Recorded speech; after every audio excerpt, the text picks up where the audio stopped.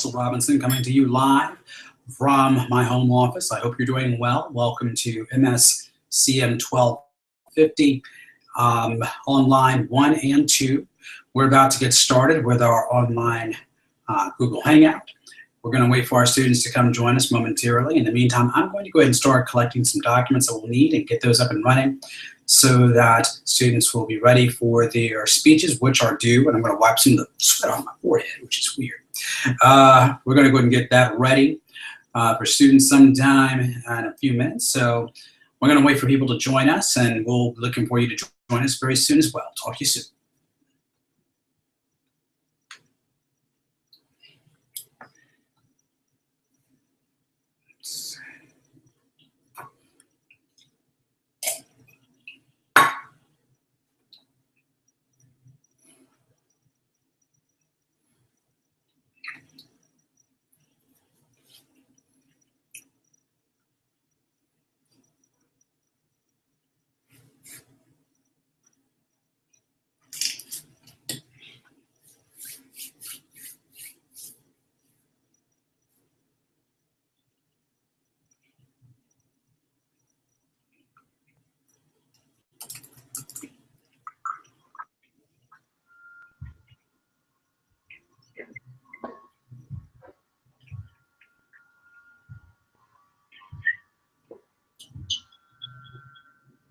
Okay, so whoever that is, if you could, just make sure your microphone is turned down. I'll be with you shortly, okay? Okay.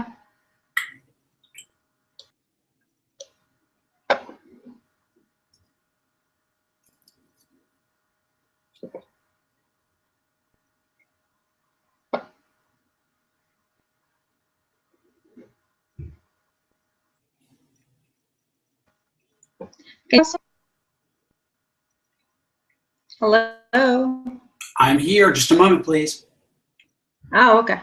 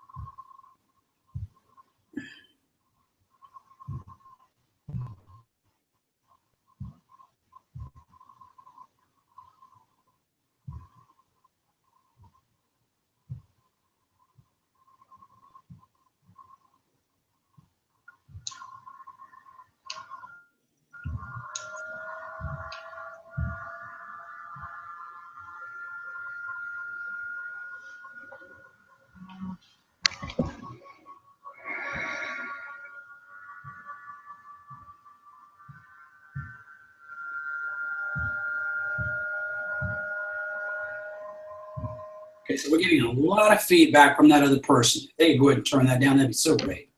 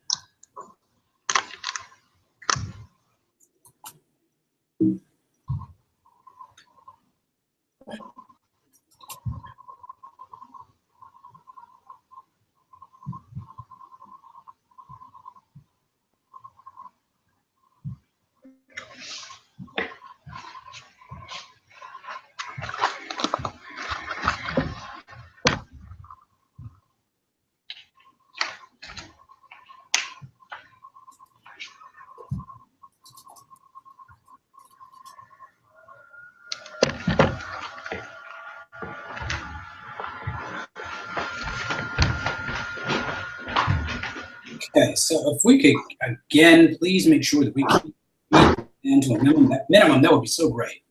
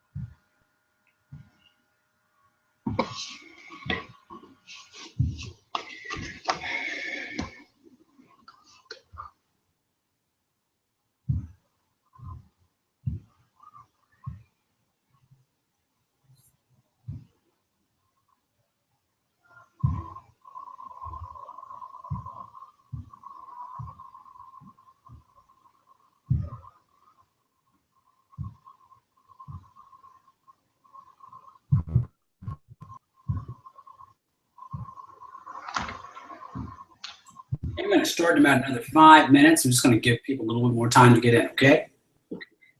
Okay.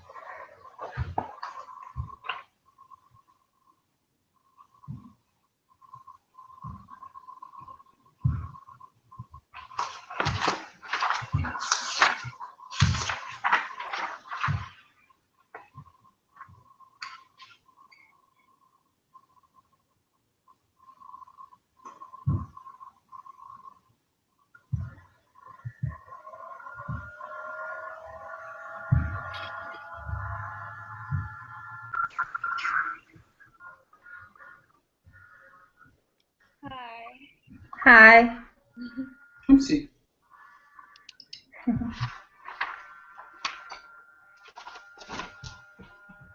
Great.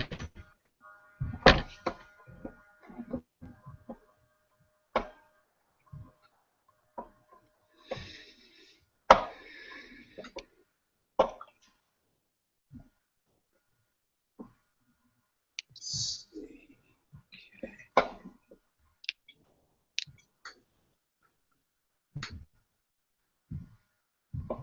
Perfect.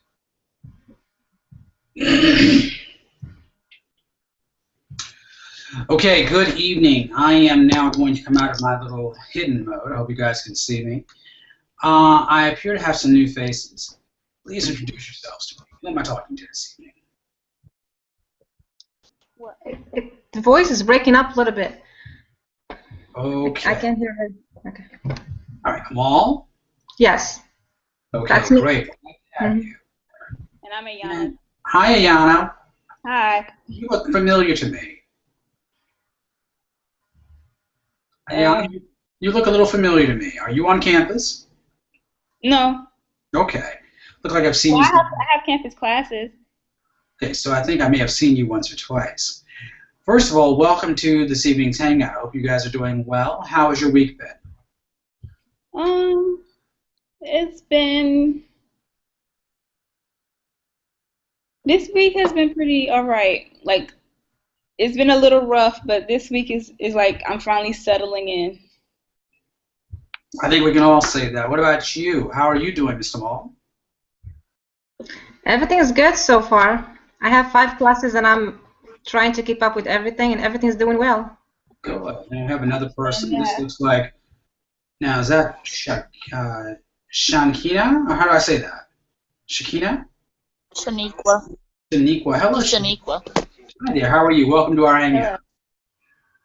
I'm Good, fine. good, How are good. y'all? I'm doing well. We're doing well. Great, great, great. So, I want to first of all take a little bit of a time, or a moment rather, to go over where we are, what we've been doing, and what we've got coming down the pipe. First of all, let's see. I have uploaded recently a copy. Uploaded into content a copy of the best or one of the better speeches we have for the speech of introduction. So what I did that's available in content, I'm going to try to create an email link to it as well. I also am going to, I have the checklist that you should have for your speech of introduction. I'm going to go over that briefly this evening. I'm also going to make that available to you as well on Blackboard. And then from there, I'm going to try to segue into a little bit of class discussion, try to visit what we talked about last week, and then also try to introduce new topics according to the syllabus. With that, too, I want to additionally take a little bit of time to answer some questions and answer some questions you guys may have. Again, try to make this as painless as possible. You do realize that, again, your speech of introduction, it is due on September 6th. That'll be on Sunday. And, again, that due time is about 5 p.m. Also, according to the syllabus, if you do not have your About Me page up and running, I can't take it. And we'll even go over a little bit of what the About Me page, how that incorporates into the final product, of what I'm expecting, what I'm looking for. Also today, we're actually now into the third and so forth, we'll go into a little bit of Chapter 4, Chapter 5, and Chapter 6, talking about the issue or the topics of nonverbal communication, as well as connecting through verbal communication, and also connecting, thinking, and listening, the communication process. And I trust and hope that you all have had some time to read the chapters. I'm not going to go over everything exclusively. In fact, what I plan to do this evening, I would like to actually give it to one of you so you can actually go ahead and lead class discussion today.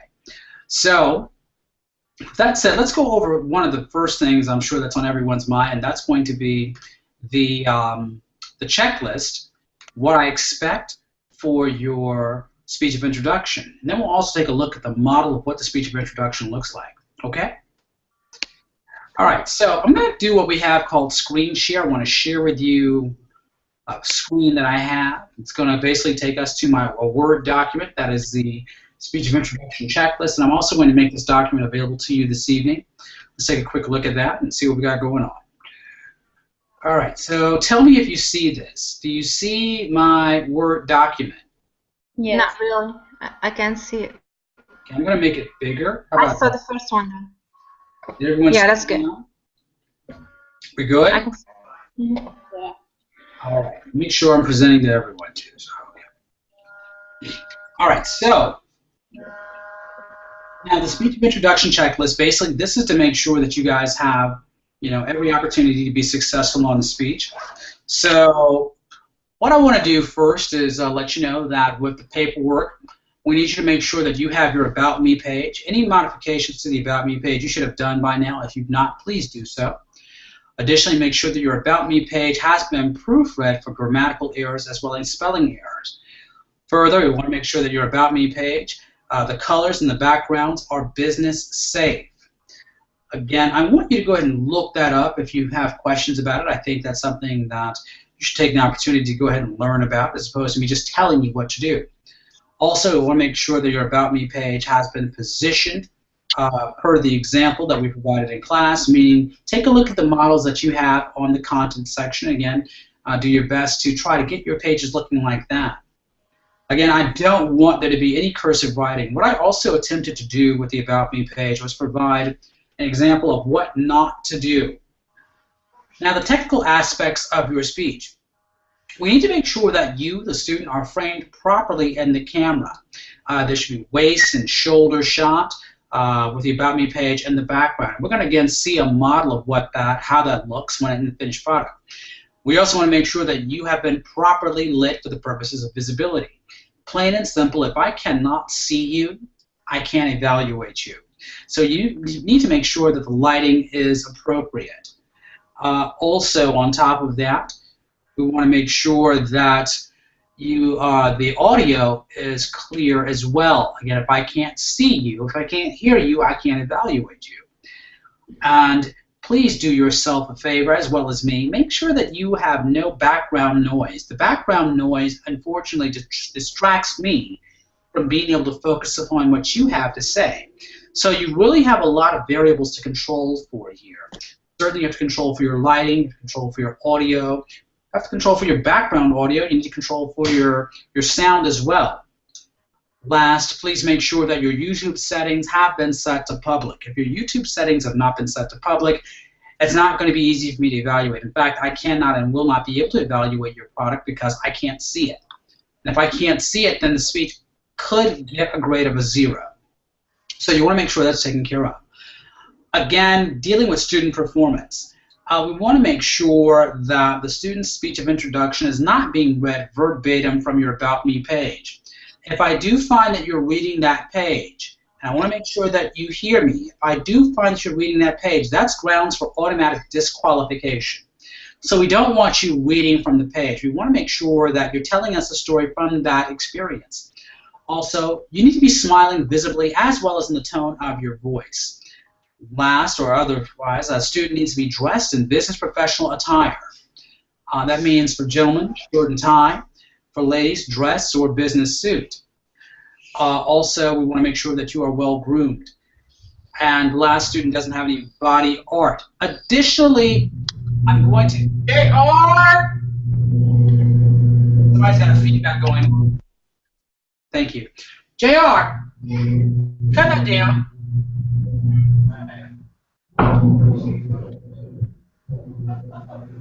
Okay, and I'm also going to make this modification as well. You guys will meet my son momentarily. Your speech should be no more than 1 minute. 1 minute.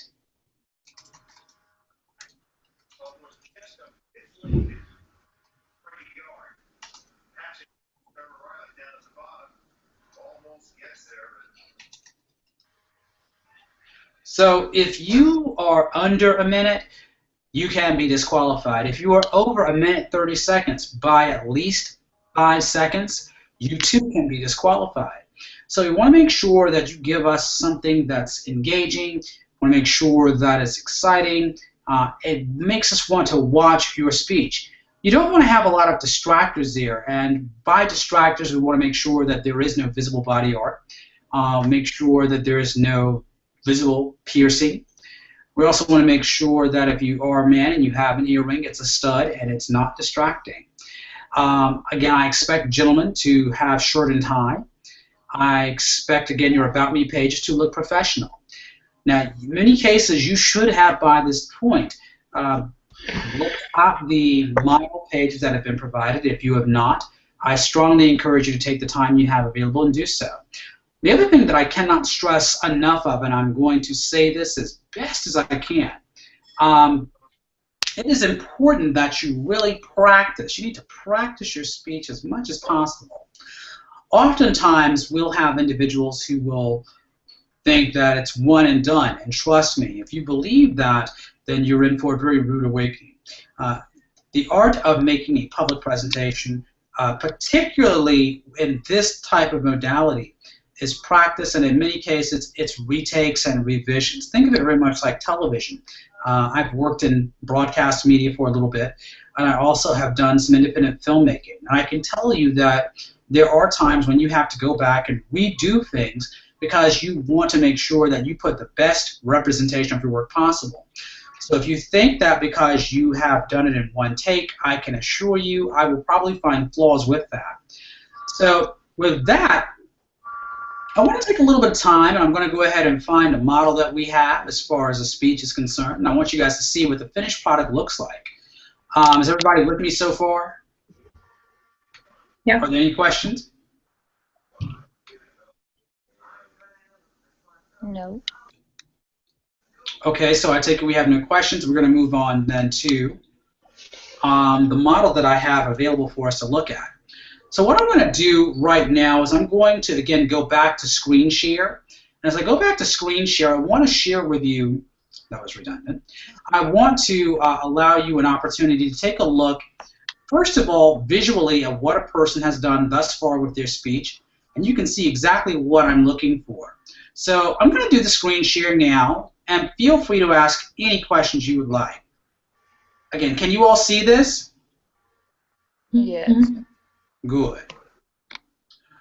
So let me make this as big as possible.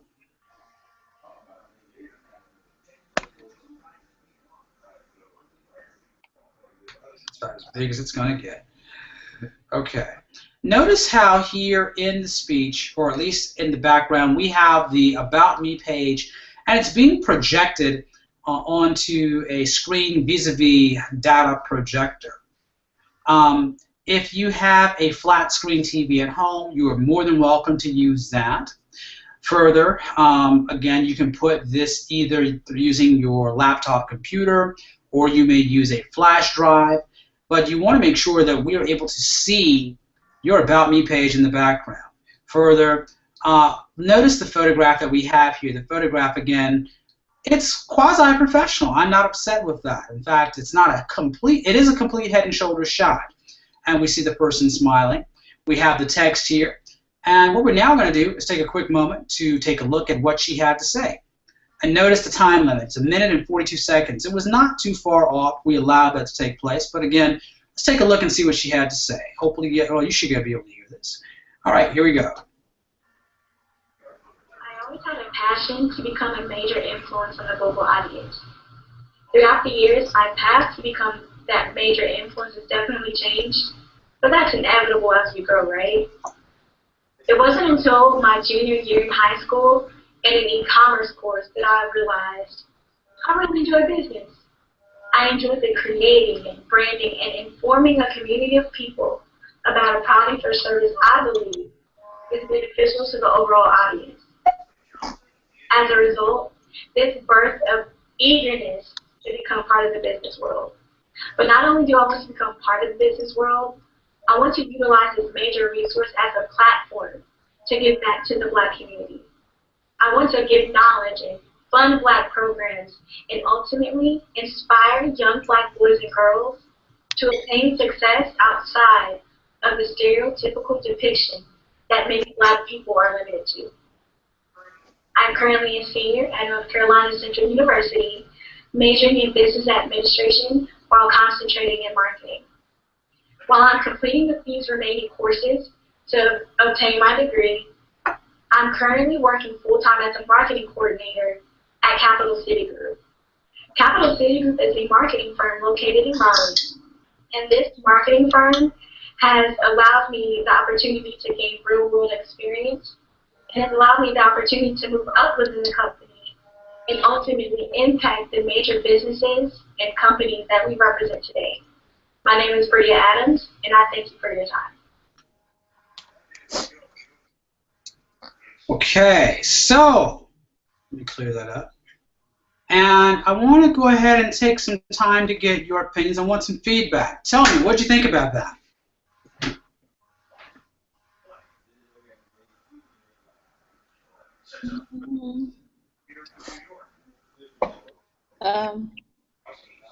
You could tell she wasn't reading from the page or whatever. I guess it was like original, fluent. Okay, what else do we take from it? I like how she's using her gestures and she's keeping it professional. Very good. Professional is most important to me. Shaniqua, what did you take from it? I was like, when she said her school after she introduced like what she wanted to do, like, is that correct? You don't say where you coming from first? I'm lost. You don't have to. I mean, that's really up to the choice of the person making the speech. What else did you take from it? Brandon? Well, the speech felt authentic. It's not like she was reading, you know, from her script in her mind or anything. It looked like she practiced, and it looked like she was genuine in what she was saying, like she actually gave it thought. Exactly. Thank you. I appreciate that. And see, here's the thing that I want you all to take a look or take from this. I think what's important is that it did come across as being polished. Not rehearsed in the sense where they were going verbatim and they sound like a robot, but instead what we were able to take from this presentation is the fact that the person did put some time, they put some energy and some effort into it. You can even tell that from the About Me page to the final presentation in regards to how they presented themselves. In fact, it was pretty much a presentation of themselves. This could be an excellent introduction video to someone's online portfolio or something that they were trying to get a job. Again, a very good way to introduce the person.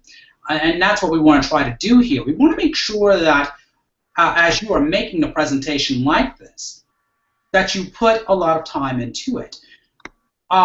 among the things I'm going to be looking for in your speech, I'm actually going to be looking for quite a few things. Let me take some time to go over that rubric because I think that too is important. You need to know what I'm going to be looking for in the evaluation process. And so let me share that with you as well. I'm going to go ahead and take a look at, let's see what we have here from a previous speech. And that way you guys can see what I am looking for. Let's see, let's open this up. And let's view the rubric. Let's see. So I'm going to go ahead and go back to screen share if you can, if you'd like. And as we go back to screen share, you can actually see the rubric of how you will be evaluated. Let me know if you see this.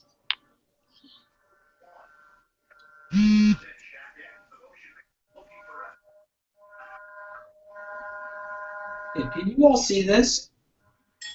Is it clear? Can you make it like a little bigger? Try my best. Okay, how about that? Is that any better? Let's see if I can make it a little wider and a little bit bigger.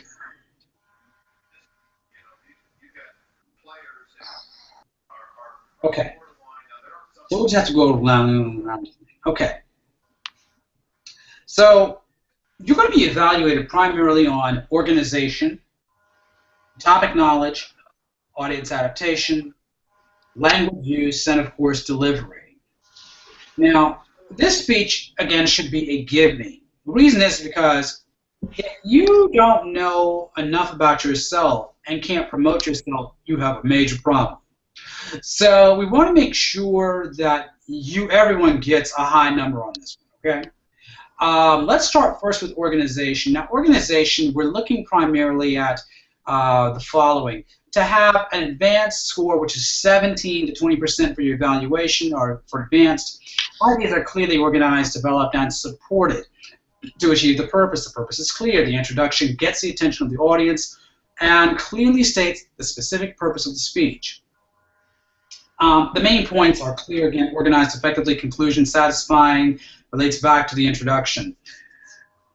As far as developing, the main idea is evident, but organizational structure may need to be strengthened. Ideas may not clearly be developed or always flow smoothly, and the purpose is not clearly stated. The introduction may not be well developed. Main points are not clear. Transitions may be awkward. Supporting material may lack development. The conclusion may need additional development. And for emerging, ideas may not be focused or developed. The main purpose is not clear. The introduction is underdeveloped. Main points are difficult to identify. Transitions may be needed. There is no conclusion or may not be clear. The presentation has concluded. So in essence, you pretty much get the idea what I'm looking for organization.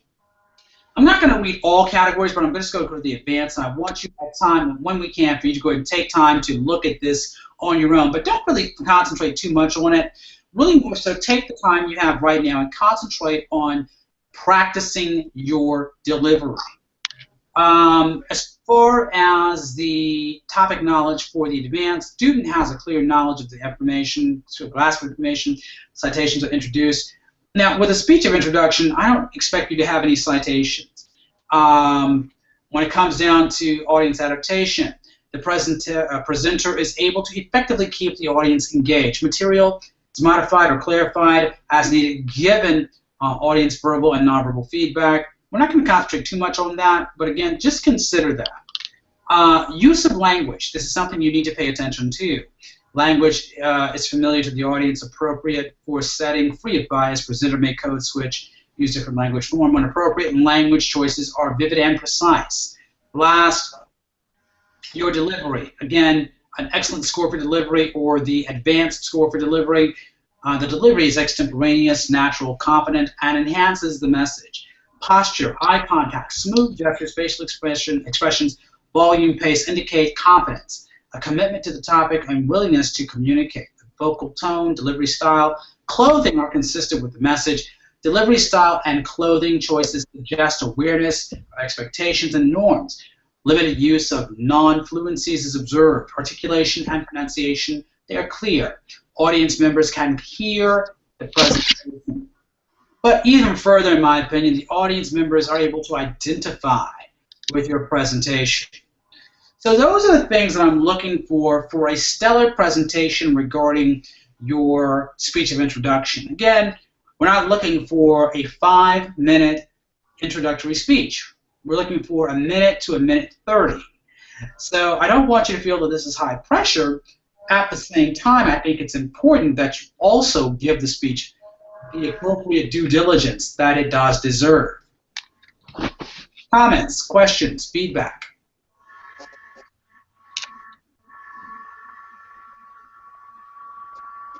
What are some of your concerns?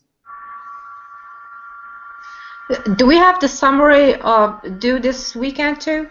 The video summary? I don't believe so. Let me double check that. I don't think you do. Let me double check.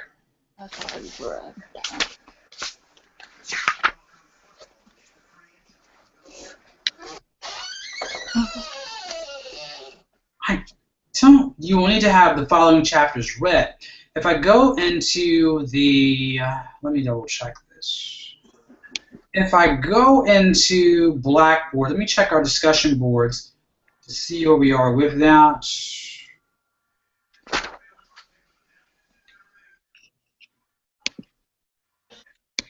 Let's take a look and see. Looks like the syllabus is saying it's not due to the 16th at 5 p.m. I think so, but I want to double check also the, I want to double check if I can the discussion board due date to see what we have that is due. Let's see.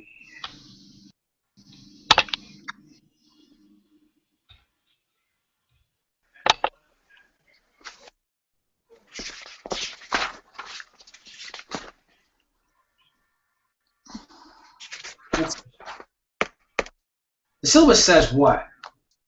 That doesn't look right. I think it needs to be 9/16. I think the responses are due on the 16th, but the video Right. is due. And I'm just double checking that too. I've got the due date. I'm going to go ahead and pop that in now. I'm just double checking on both classes. Let's see. Let me take that out. I'm going to say it is due. Yeah, it is due on 9/16. I think there was an error in Blackboard. I'm glad we talked about it. Let me go ahead and take a little time to go to the other class as well and make the modifications there too. Thank you for the question. Let's see.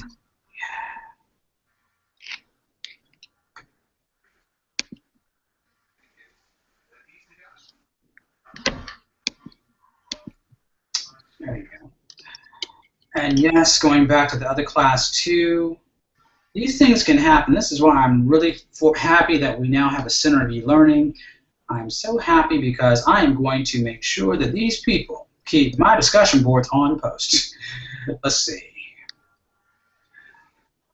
And let's take a look and see. Edits. Yeah, that actually too is coming up. Due date 8/16. So I fixed it so it now should say 9/16. And that's chapter 4, 5, 6. You got it. Chapters 4, 5, and 6, they are due on 9/16. So we are now in business. Thank you again for the contact and the modification on that. So we should be in good shape. Okay, so having said that, I'm going to take a little bit of a quick second. I want you all to get your books out, get the books, and let's start looking at 4, 5, and 6. And give me a quick second. We'll go ahead and check on my son. I'll be right back, okay?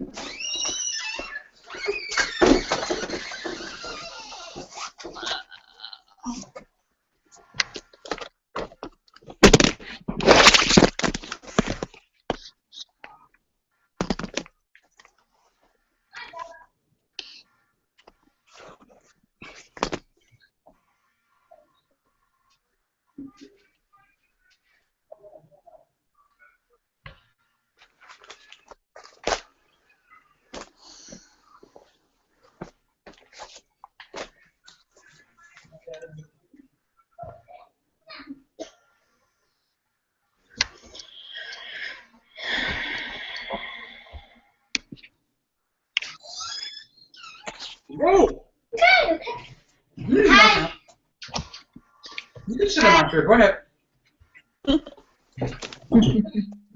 My name is JR, and You have lint in your hair from the dog. I usually have hair from a dog. Come on, Ab. Abby, come say hello to the people. Ab. Abby! Come on. No. Come on. Closer. Oh, God. All right. Screw. Well, the dog pretty much ate the pizza my dad was trying to lure her with. All right. But I think that you can faintly see her in the window. Can you faintly see her in the window? Come here. Yeah, I can see her. No, they can't. Up, dog. Ow! My toe. So cute. Wow. All right.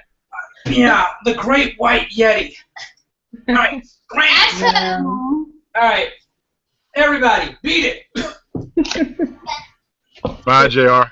All right. Bye, Slam. everybody. Nice to meet you. You guys too. Ow, that dog has got some big feet. Ah. You messed up my toe. It's a she, actually. Really? She's so beautiful. So big. Mm-hmm. All right, does everybody have their textbook? Yeah. Cool. So, Brendan, I might have to have you come over and do some animal control duty. This dog is on my nerves. All right. Is that extra credit? No, I'm not opposed. Okay, folks. So, basically, chapter 4, 5, and 6, they talk about communicating through nonverbal communication. Someone to give me in a nutshell, what are some of the highlights you took from this chapter? Why do we have this chapter? Why do we even think it's important to talk about nonverbal stuff, particularly in this type of class delivery? What do you take from this chapter? Tanika? I guess having other ways to communicate for other people who can't like necessarily like hear, or I think that's important too. Someone else. I think nonverbal communication represents more than we give it credit for. It's really very important in communication because people take cues from what you're doing with your hands and your eyes more than they're listening to what you're saying. That's what I think. Okay. Someone else.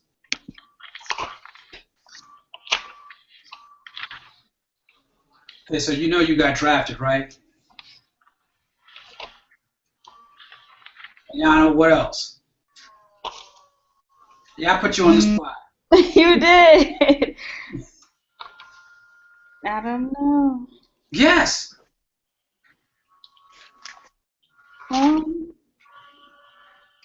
Okay, so on page 89, the text says words have denotative and connotative meaning. Denotation, it's the common meaning associated with a word.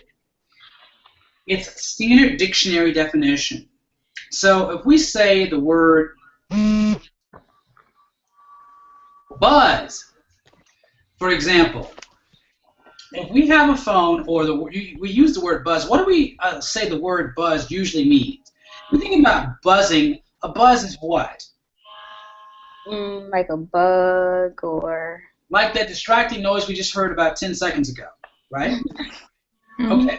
Or that. Right, so we have that happening, right? But then let's think about it in the notion of the connotative meaning. Connotation is the subjective meaning of the word, meaning what the word suggests because of the feelings or associations that it evokes. So when you think about a buzz, usually we think about a buzz in one of two ways. We think about a buzz in the notion of, let's say, a buzzing of a bee, right? Or we're going to give you a buzz on our phone. So the idea here then, folks, is the idea of what we take to the table, what we bring to the, how we interpret the language. What do we get when we begin to interpret or place value and meaning with words? Does that make sense? Mm-hmm. Yes. Okay, so talk to me then about the notion of abstract words and versus something that's vague.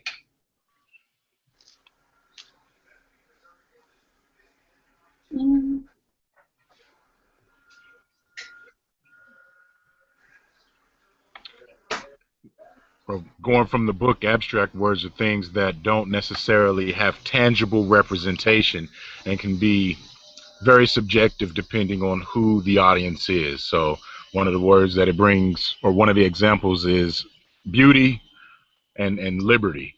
And those things can mean, they can have different meanings to different people. Okay. Give me another example. Stubborn, and what else they talk about? They say beauty, liberty, joy, and stubborn. Standard ideas and symbols that signify different things in people.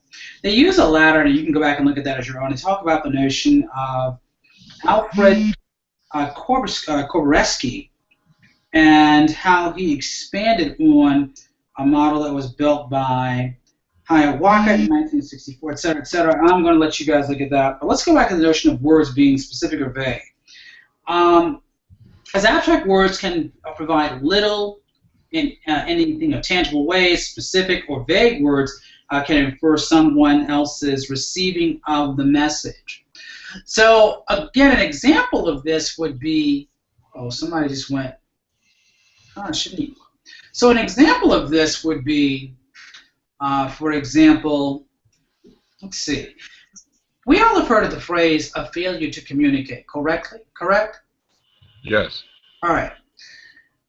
In many cases, if we were to take a simple phrase, i.e., let's say something like, I love you, if I say it to my son when he goes to bed at night, there's a different connotation to, let's say, if I say it to my partner. And my partner, then, I say that to them, and then they say it back to me. And even then with the term partner, when you think about partner, well, what do we mean when we use a word like partner? Are we talking about a partner for dinner? Or are we talking about a partner for amorous relationships? So we have to think about now how words are being used and how you say various things. So when we talk about things rather abstract, it means that it is definite, it is concrete, no questions asked. But then when you think about something that is vague, then it leaves a lot of room for interpretation. Ergo, the word context then comes into mind. Let's start thinking about the notion of context. And it goes back to what we talked about, or what's talked about on page 91. Meaning depends on commonalities. The more communication or communicators have in common in terms of the background, experiences, and attitudes, the more likely they are to hold similar meanings for words that they exchange. However, competent communicators should not assume too much about how others will interpret their messages. They should continuously refine the messages based upon feedback that they receive. Considering the following situation. Taylor and Nika are roommates. They have trouble budgeting for household expenses. Taylor wants to buy economy sizes of dishes and laundry soap because they can save money over the semester. Nika becomes upset because she doesn't want to spend her entire budget the first week of the month. Economy, budget, and careful spending mean different things to the two. By stating those words usually can cause conflict. So it goes back to what you bring to the table as one who is either the sender, or the receiver. Goes back to your experiences, goes back to your biases even. Does that make sense? Mm-hmm. Give me an example. Have there been any recent examples in press and media, culturally, that you know of, and how we're dealing with or having to negotiate the meaning of words and phrases? Well, if you're going to sit here and go with the media and the press, you can sit here and say the Black Lives Matter. I was hoping someone would say that. So you have some people thinking that that statement excludes all lives, while you'll have others saying that the Black Lives Matter movement means Black Lives Matter just as much as everybody else's, with an implicit "to" on the end, saying Black Lives Matter too, in spite of what's going on as far as the depravity of minorities and the prosecution that gets seeked against them when it comes to the justice system. I think that's a fair statement. I think what I would also add to that is, again, one of the things that we saw happen most recently with the tragic death of law enforcement agent or officer in Texas last week, and most recently in Chicago. Again, without all of the pieces of information, unfortunately, it leads people to make a lot of assumptions, and when you make those assumptions, they can then lead to what we talk about in my pop culture class, the notion of moral panics.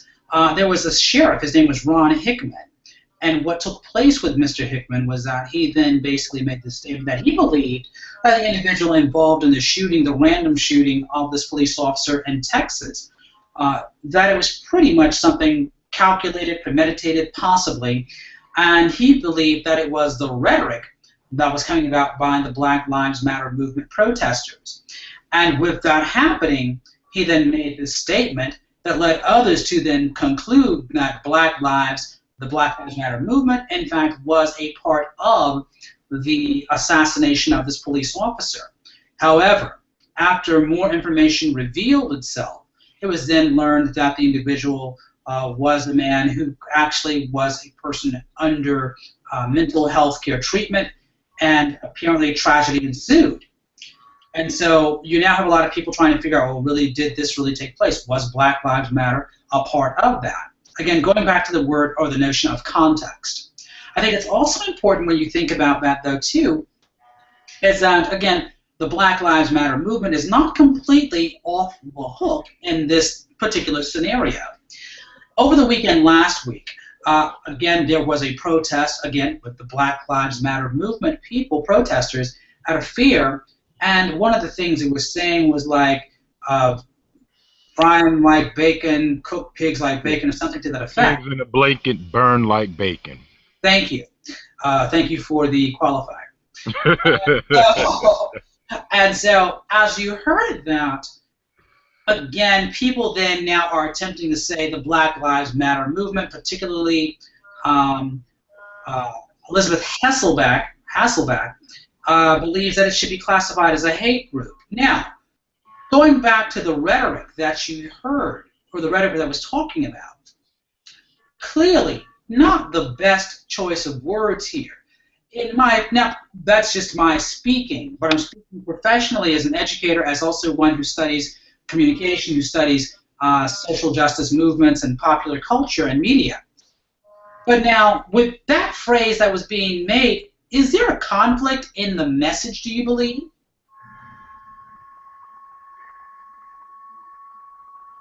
I don't want to, and Brendan, you are excluded from talking about this right now. So Thank you. Shaniqua, what would you say to that?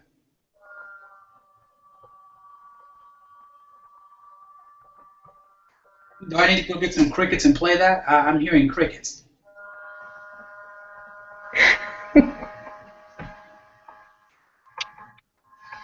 Ayana?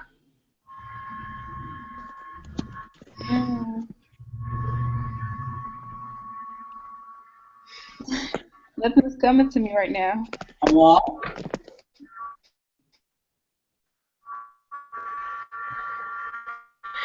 I'm sorry. okay, not a problem. I'm not going to go ahead and spoil the end for you. I want you to think about that. And because you guys are here, you get extra credit if you actually respond back to me via email about what that means. So I really want you to think about that. And so anyone who watches this and the after effect, because you're not in the Hangout, you don't get an opportunity for extra credit. Nah. So I want you all to really think about that, because I think that's an important piece of this discussion this evening. The idea of message and what one message says versus what the, I would say, ideological / institutional message is trying to project. So I want you to think about that in the notion of context. Further, let's think also about the notion of this thing called, we won't talk about euphemisms. Let's think about language or language-based barriers to communication. And we talked about this in regards to meanings and how that we tried to talk to about how meanings can be misunderstood. Let me give you a word, and I want you all to tell me what you think of when I mention this word. It's a rather interesting word, and I want you to think about it. Thug. Thug. What does the word thug emotionally and visually mean to you? When you see or when you hear someone use the word thug, what comes to your mind? Stereotype. Stereotype, meaning what? Like you know how the classic, oh, someone has baggy pants, someone has baggy clothes, he's a thug. That's what comes to my mind. Amal? A bad person. When I hear a thug, it's a bad person. Okay. Now, we're going to go and do something that's kind of interesting. I actually was on Al Jazeera not too long ago. And I was actually on a television program called The Stream. And it was quite interesting when you think about it. I want to go ahead and share this with you via screen share. So I'm at Google. And can you all see that? Nope. Okay, let me fix this. Not yet. Hold on. Abracadabra.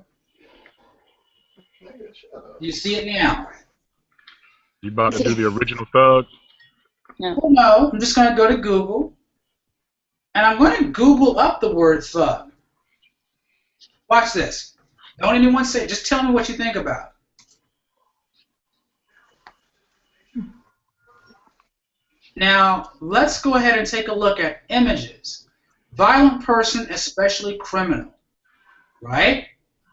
That's the word. That's synonymous. Historical. Member of religious organization, so forth, India.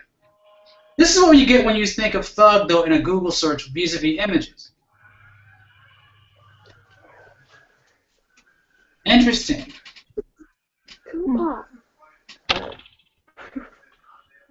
Well, not just Tupac. Now, this, even though you may laugh at it, it goes back to the idea of meaning and images and what you see. Now, this is basically what the Google algorithm comes across when they think of with the term thug. How many black people do you see? 1, 2, 3, 4, 5, 6, and so forth. Right? Mm-hmm. Now let's take a look at this term.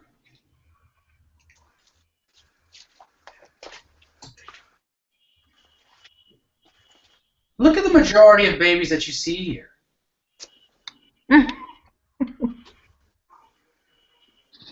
What do you see with this?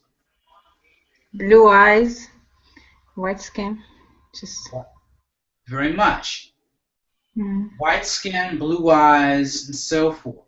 In other words, you see babies that, again, resemble a different ethnicity. Then we type in this word.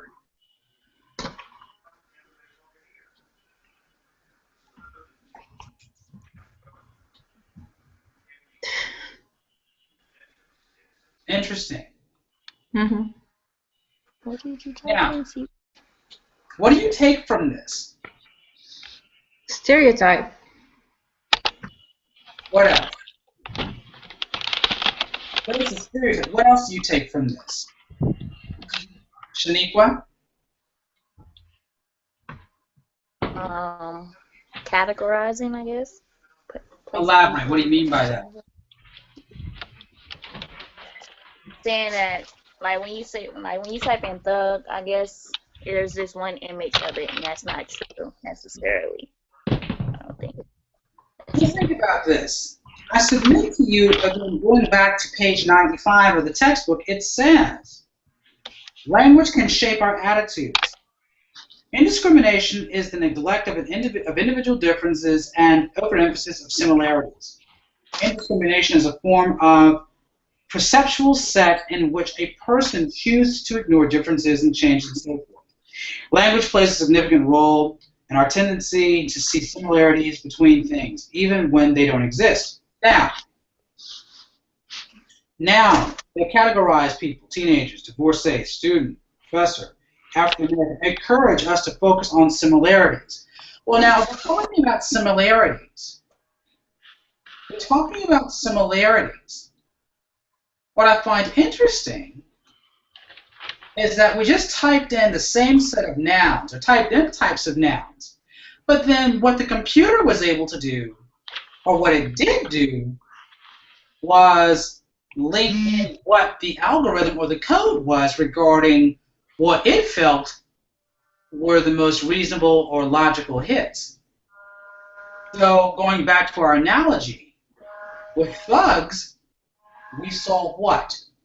Predominantly African American men with tats, with guns, who represented for what we could call deviants of society. Compared to CEOs, we saw who were white men. When we looked at babies, we saw blonde-haired, blue-eyed children that were white. Again, going back to this whole notion about how language truly can, in fact, shape our attitudes. But it also talks about the notion of polarization, what you have been led to believe over the course of time, what you have taken in over the course of time, what has situated or allows your social norms, what you consider normal, what you consider acceptable to exist. And so when you begin to think about that, there is an interesting connection between what you think of non-verbally when someone uses various words for a means of association. Now, it just so happens that we can go to Google and play this out to some degree. But we have to think also about the individuals who do the programming for the algorithms and the codes for Google. Now, the question we have to ask ourselves then is, who does the programming for our mind? How does that play into what we see and what we normalize is basically saying, you know, this is our socially constructed world. This is how we socially construct meaning. Do you agree or disagree with what I've said?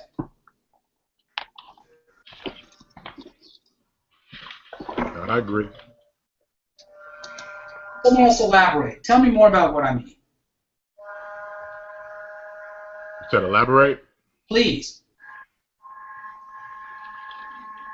Anyone?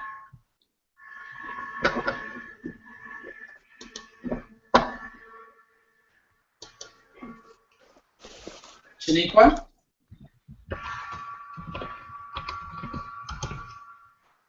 She must be tuned out. Ayana, are you there? Yes. Elaborate more on what we talked about.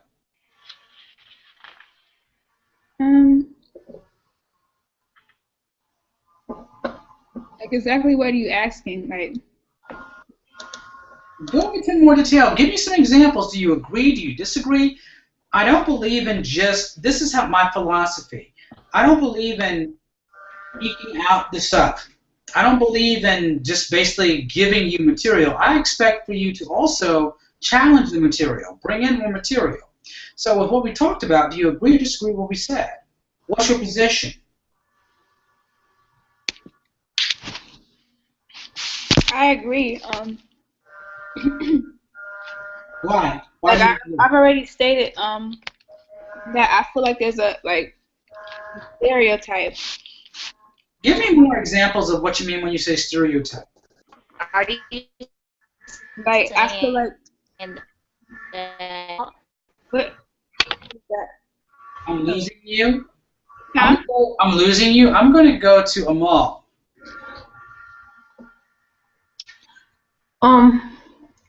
I feel like the computer does not. It shows whatever data was entered. Mm-hmm. I think it's not.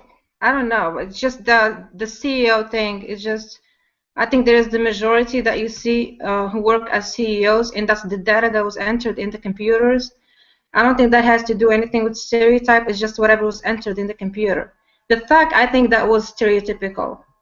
But but when you think about that, are you saying there's not implicit bias from someone who is doing the programming of the algorithm? Maybe that's, yeah. I think they're pushing more of that data. That I know there is a lot of African American who are CEOs, but it's just, I think, like a propaganda, I would say, that market that kind of stuff. I don't know. So how does that play into your own, I guess, schema? How does that play into how you view the world with various words? How does that play into how you are able to then make those emotional or psychological visualizations? I can talk to something that relates to me. I'm a Muslim, and just the way that I see people look at Muslims really offends me. Whenever I type a Muslim, it comes up with pictures of terrorists. So that I can relate to this, and I think whatever data was entered, that's what shows in the images in Google, and does not mean that's reality. So. Okay, thank you. I appreciate that. And so when you begin to think about that, your experiences, it goes back to the notion of one's experiences, albeit as limited as they may be, and it can impact how they receive anything from you. Yeah. Right? Mm-hmm. Good. Who else wants to add to this? I'll add something that seems strange to me is when I read, especially, fiction, just reading on the side, when even the book doesn't necessarily explicitly describe the main character, for some reason I default to white male. Okay, tell me why you say that. Well, being the books you read, most of them when you grow up, a lot of the characters in picture books and things, unless you're, exposed to them explicitly through the efforts of your parents, are going to be white people. Okay. And then in Hollywood, a lot of the main characters, especially the heroes, for a long time until recently, have been white. Okay. So for some reason that has, creeped into my psyche when I'm reading a book and we haven't gotten a description of the main character, but they're describing the scenery, describing the setting, giving the date, the time, the era, starting to describe what, especially when it's first person, so the individual isn't necessarily having to describe what they look like. But when I'm trying to make a picture of what the author's referencing, I default to white male, and I catch myself having to think like, is this character really white? Good point. I appreciate that. So with that, then the logical question is, how do we begin to unlearn that? And how do we begin to start thinking about that in the notion of just an everyday conversation? Because again, those biases, these experiences, this conditioning that we have all been subject to one way or the other, it actually has an interpretive power in regards to how we receive messages. Would you say you agree or disagree with that? Agreed. And would you agree or disagree? Yeah, I would agree. I think you said. Okay. All right. So this is what I want to do. I want to go ahead and give you guys a little bit more time to work on the chapter. And what I'm going to also do is I'm thinking I might go ahead and pop a little pop quiz on you. I don't know yet. I have to decide about it. Might think about how to go ahead and use some of this stuff. But I want you all to continue to read chapters 5 and 6, 4, 5, and 6. And you have time now to begin to start thinking about your discussion board video posts. And I'm going to go into a little bit more detail and a more detailed message, if you will, that explains what I'm looking for in the next line of discussion board posts. I don't want you just to regurgitate what you see in the textbook. I actually want you to go out and find examples. And I want you to think about even providing media textual examples or some example to reinforce what it is that you've read. And as we do that, I want you to start thinking again about the whole notion of how the visual message plays primarily with the actual articulated verbal message. And then how that goes back to the notion of how one sends or how one receives it. Because I think all that is going to have a serious impact upon how you begin to structure your informative and persuasive speeches throughout the course of this semester. Does that, do you all have any further questions or comments for me? No, thank you. Did you all have a good discussion? Did you all have a good discussion this evening? Oh, yes. Yeah. So the next time we meet, You all get to lead class discussion. Mm-hmm. Okay. All right. Are there any questions in regards to the speeches that are due on Sunday at 5 o'clock? No, sir.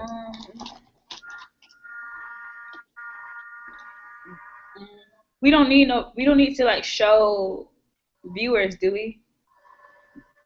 What does the syllabus say? Let me get it right here. I know it said it for certain videos, but I didn't know if it meant all videos. What does the syllabus say? I'm looking.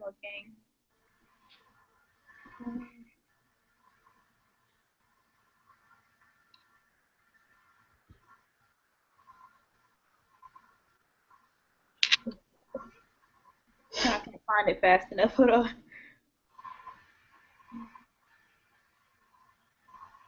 While she's looking for that, if you guys have any further questions, feel free to email me or shoot me a phone call. I will have some limited office hours tomorrow. In the meantime, you guys have a good evening. I'll talk to you guys certainly by next week. Okay? Thank you. You all have a good night. Bye-bye. Bye. Bye.